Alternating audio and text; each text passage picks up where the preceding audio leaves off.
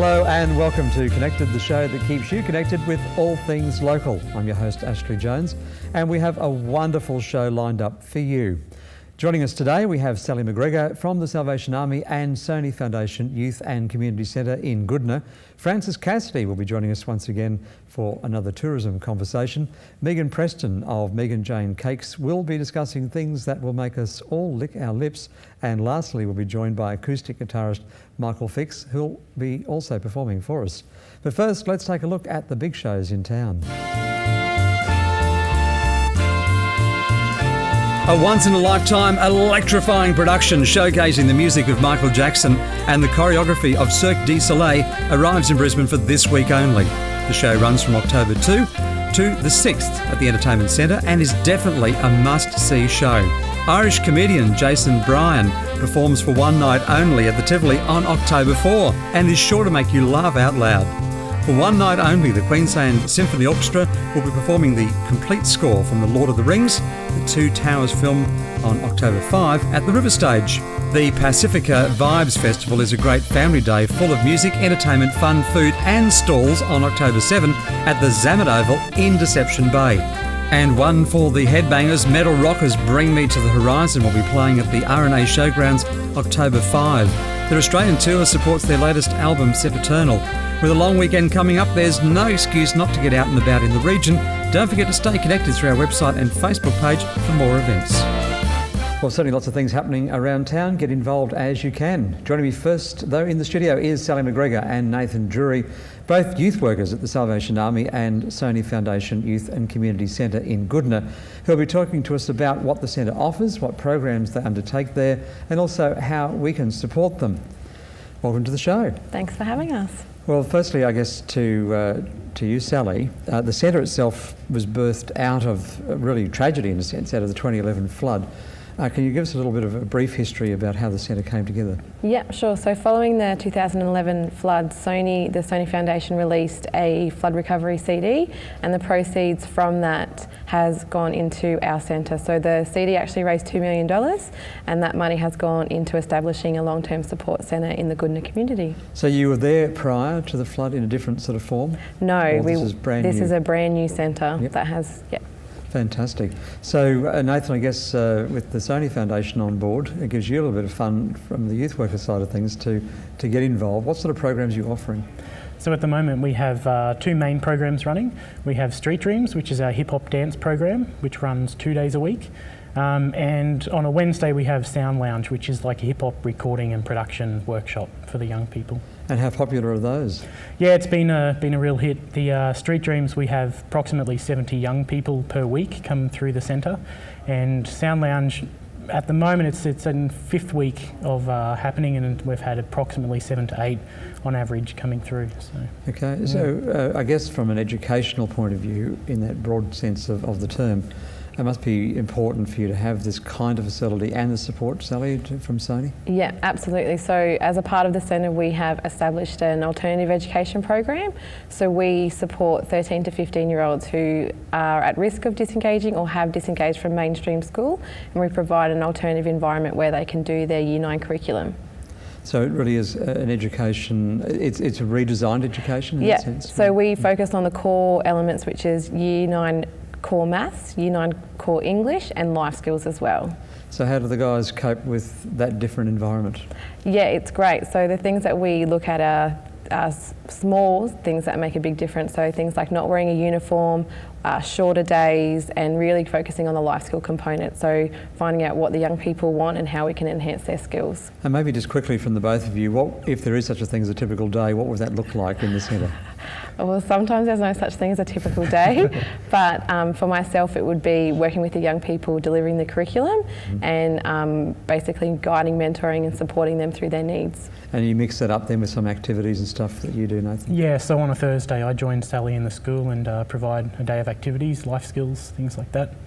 And is this a really major kind of breakthrough for Salvation Army to be able to team up with Sony? Yeah, absolutely. So the partnership has been amazing. So we have wonderful facilities in regards to technology and things that we can work with the young people. So PlayStations, video cameras, all kinds of things. Fantastic. Well, just quickly then, is there any way in which we can support? Because I know all the usual Salvation Army services are there in that centre as well, but what ways can we help? If you're looking to volunteer, you're more than welcome to pop into the centre. At any time there's a family store, a cafe, we have help with the school and things like that, or you could financially support. We're open to taking donations to support our centre. Fantastic. Well, thank you so much for coming in and telling us about what you're doing there at the centre. Thank you. And when we come back from the break, I'll be talking with our regular guest, Frances Cassidy, about the 18 to 35 opportunities. Stay connected.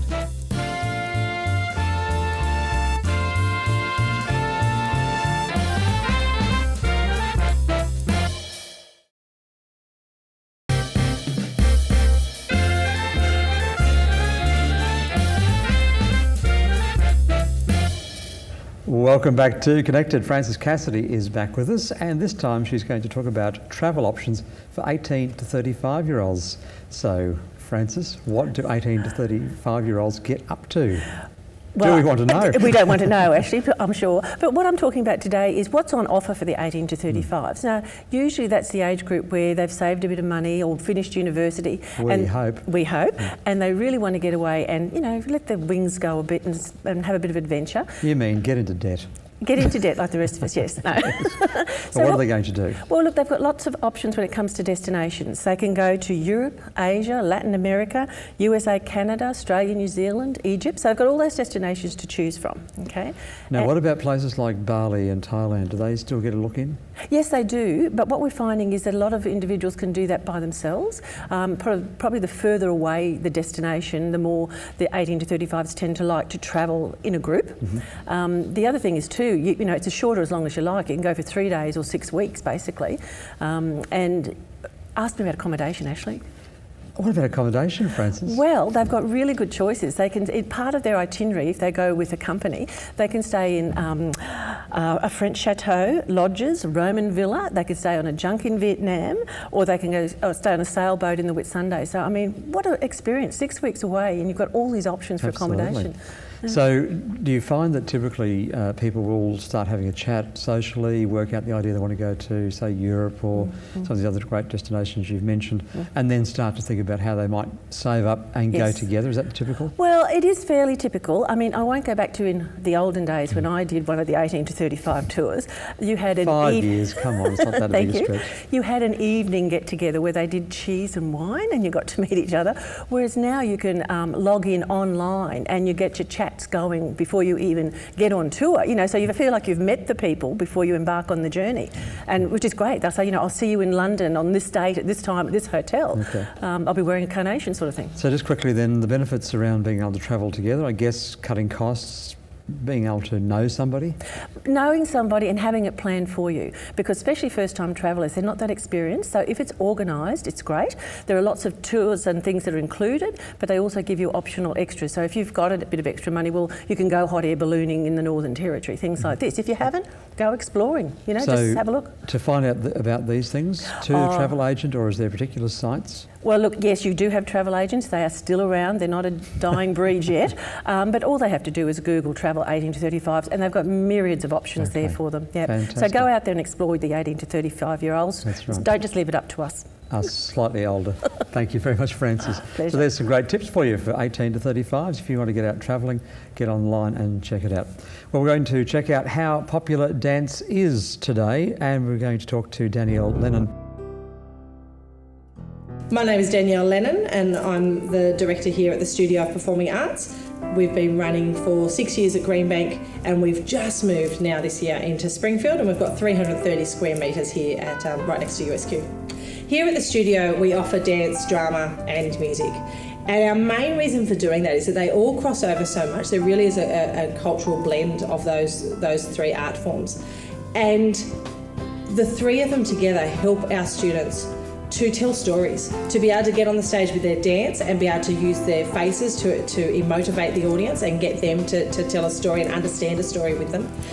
When they're up there singing, it helps them to be able to do the same thing.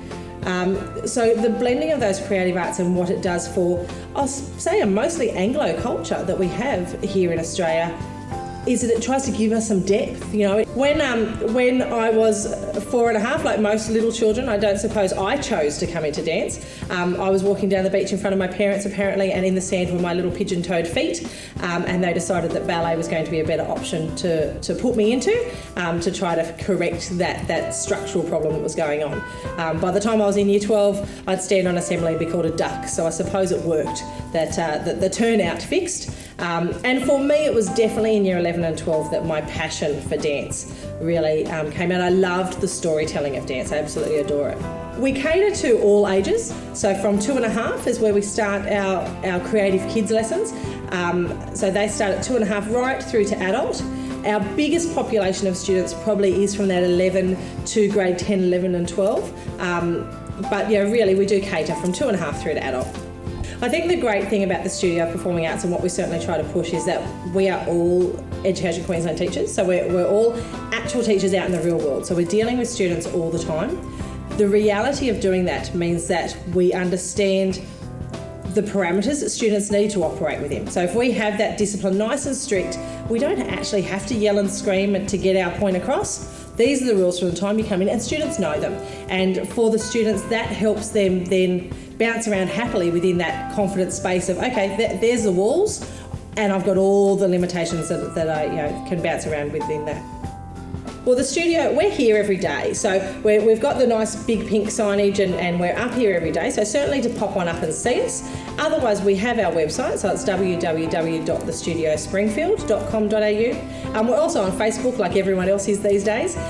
So you can certainly find us out in those ways. But I always say the best way is to come up and do a class. All our first classes are always free because we want you to come in and give it a try. Most people that come in and actually give it a go don't leave. Yeah, they love it. But it's getting that action to actually come in the first time.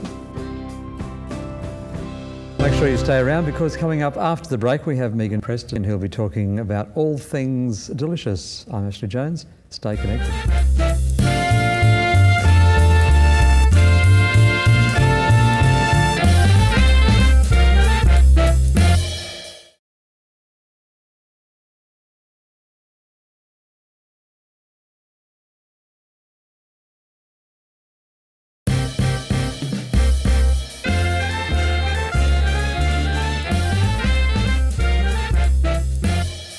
Welcome back to Connected. Now, here's something that's bound to get your mouth salivating, your taste buds twitching and your tummy rumbling. I have with me Megan Preston of Megan Jane's Cakes, and she'll be discussing with us what goes into making and decorating cakes, among other things that are delightfully delicious. Megan, they are delightfully delicious to look at, and I know from personal experience that they are wonderful to taste as well. So how did all this start for you? Well, I guess I've always had a career in cooking as a chef, and I quite enjoy eating cake. I always look for something unique and with great flavour, and found that there was a lot of repetition in the marketplace, and there wasn't a lot of choice as far as something with that homemade sort of flavour. Sure, and I guess that's really where it all then comes home within Megan Jane Cakes, because it really is about that, isn't it? About the ingredient and about really coming back to some really home, almost the kind of home-baked flavour, isn't it, really? Yes, well, my mother and my grandmother would, I guess, have to take some credit, and because a lot of the things that I'm making are their recipes. So people are still looking for those old-fashioned favourites, apple pies and things. So they never go out of fashion. Well, it all started with your delightful melting moments. Let's take a look at some of the products that you've got here for us. And with the melting moments, they're a real favourite, aren't they? Oh, absolutely. I would make hundreds of these a week. Yes. And I choose to, for example, with the raspberry ones, there'd be no food colouring in those. It is real raspberries. So I try to steer away from anything artificial if I can. And then with the sweets, then we've got the curd, or like the lemon butter kind of feel, plus the sweets as well. So that's another delightful touch to what you're offering? Yes, my range has really been influenced by what people want, and there are no restrictions. I can work a recipe around people's requirements. So because I'm not mass produced, I can do what I like. Tell us, what is that cake that we've got on screen now? That is an orange and almond cake. So that would be a gluten-free product. Okay, which is another thing I wanted to ask you about, because for people who are gluten intolerant or have celiac, it becomes such a challenge to be able to find something that's really a bit tasty, as well as a kind of fairly normal food, because for a long time it's been such a limited range. But you do specialise in that? Yes, I can, and that's the beauty of doing it myself. I can take a recipe. For example, I had a little boy who was glucose and gluten intolerant, so I just took that butter cake recipe and substituted the butter and the flour to something that suited him. So it gives them more choice than the standard things that they're probably getting sick of by now. So I guess one of the things too that stands out between these items that you've brought in today and your wonderful full range, where they actually do have a great flavour and taste, is that about the whole foods and like using butter and all the things that I guess a lot of people frown on, but yet they're such an important part of our diet. Everything in balance and moderation, and I think that going back to using the butter and the eggs rather than the margarines provides such a lovely flavour, and that is one of the biggest comments I get, that, oh, it actually tastes nice. So when we look at all of this, do you ever tire of making these? There are some long days, but no, I don't, and like I said, I do enjoy eating them, and I do enjoy the pleasure that people get out of eating my products. So. Now, they're available, people can buy your product from Wild Poppy Cafe, which is where you have it. Yes. And you've also got in other locations around Ipswich City, particularly. I do wholesale my cakes to a few restaurants and cafes in Ipswich and Toowoomba that you can find them, but I am in store at Wild Poppy in Ipswich, yes. Okay, so people need to pick up just a little snack. The whole key to it is the fact that you know you're getting good quality food. Yes. And it is made fresh each day. Yes. And the option there for gluten-free as well. Yes, absolutely. Fantastic. Well, thank you so much for bringing it in, I think. this time of the day, it makes us all very hungry. It is Megan, afternoon tea time. That's right, yes. So if you'd like to know more about Megan Jane's Cakes, you can go to the meganjanescakes.com.au. If you'd like to see some of the cakes up and close, you can find them in the showcase at Wild Poppy Cafe, 37 Warwick Road, Ipswich.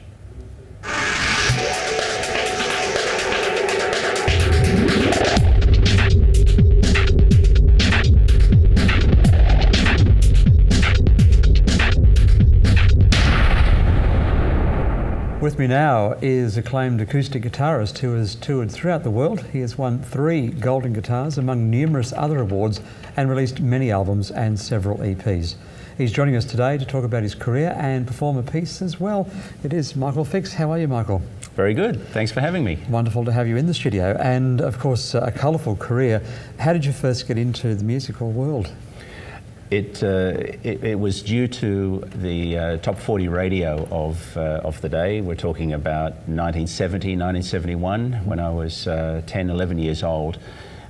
Just hearing the sound of pop music on the radio really just turned me on. And what it was about it was nearly every song I heard on the radio featured guitar, and the 70s was just such a fantastic era for guitar music. Nearly every song that came on had a great riff and a lot of they weren't difficult things to play, so young players could get into that very quickly. There was a very specific piece that really hooked me in. You'll probably recognise. Oh yes. Yeah. That got you into it, huh? That riff just went straight to the heart, and so what that sound is, I want to make it. Yep. And then that was Daddy Cool, but at the time it was also Deep Purple, and all those great riffs, and they were all brand new at the time. Sure. Yeah. So it was everything on the radio at the time. It was pop music. It was whatever sold. So it wasn't differentiated like it is now. So you would have Deep Purple and Led Zeppelin. The next track would be, Cat Stevens and James Taylor, and it was the singer-songwriter era, and all that stuff was just so fantastic for me. Wonderful. And the album that you have out now too, Timelines, which has been, I understand, quite popular for you and still out there in the marketplace. Yeah, I released that last year, and I've been touring through Europe promoting the album, and it's a kind of a mixture of originals, always original material on my albums, but this one has 50% covers, and they're the pieces that I've been playing live for a number of years but have never recorded, and they're the ones people always ask for as well. So what are you going to do for us today? I'm going to perform a piece that was inspired by a visit to South Africa last year. I was invited to play some concerts in Cape Town. It was my first visit to South Africa. And the music and the rhythms of that country are just incredible, and inspired some new compositions, and one of them is called Makutsi, and that's the one I'm going to play. Okay, over to you. Thanks very much.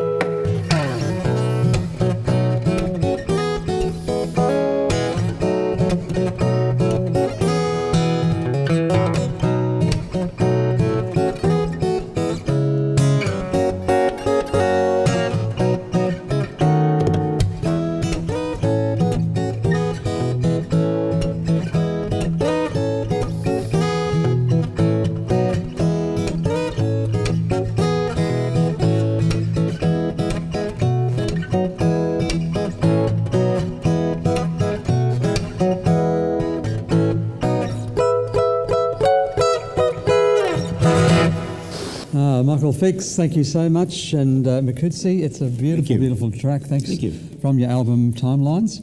And we certainly encourage you to check out all the details from michaelfix.com, and you can check out all the information and, of course, the songs that are up there on the website. Well, unfortunately, that is all the time we have on the program. Thank you for joining us again this week. But before I go, I'd like to say a big thanks to Sally McGregor, Francis Cassidy, Megan Jane and Michael Fix for coming in and joining us on the show today. You can check us out at connectedtv.com.au. Make sure you join us again same time next week. But for now, stay connected.